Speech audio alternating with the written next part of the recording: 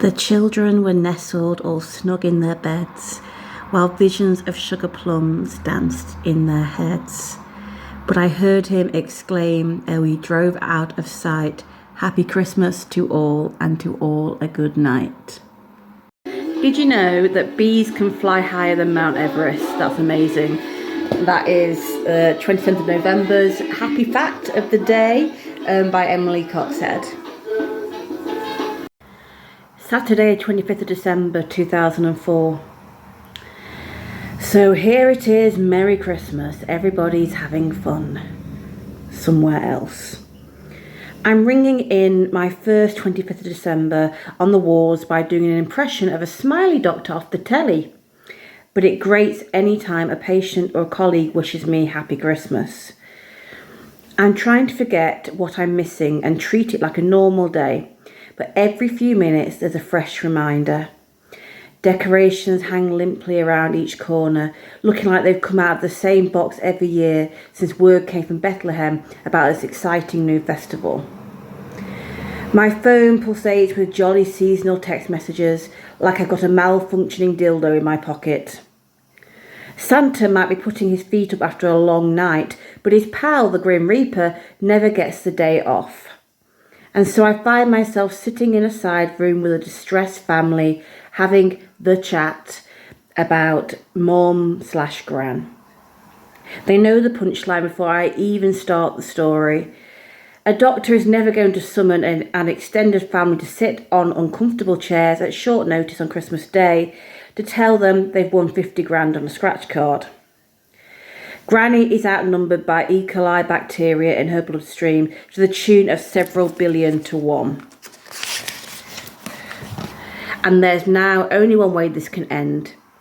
It doesn't prevent her family holding out for a final dramatic plot twist. "There must be more you can try," begs a distraught son. Honestly, if there was, I'd have already tried it to avoid discussions like this.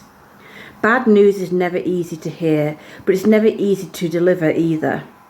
Drawn faces with sad, set mouths, eyes already dull and resigned, hands clenched together, knuckles straining at the skin.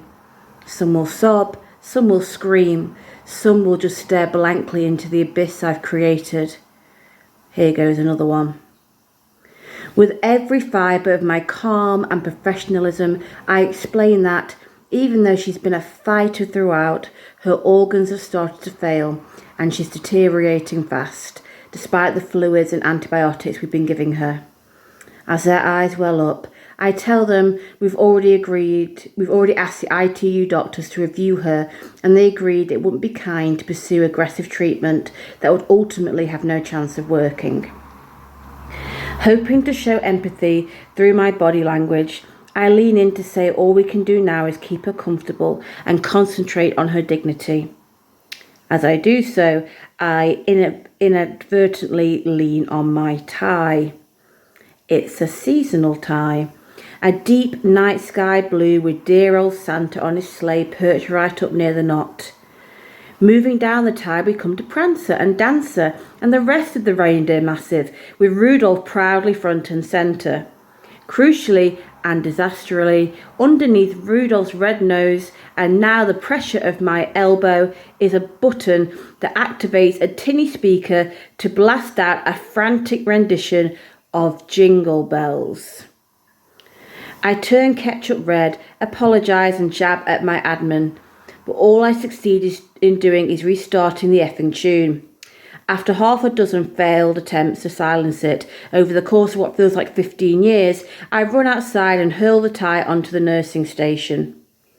That is from Adam Kay's "'Twas the Night Shift Before Christmas." And these are his real diaries. You probably know this is going to hurt.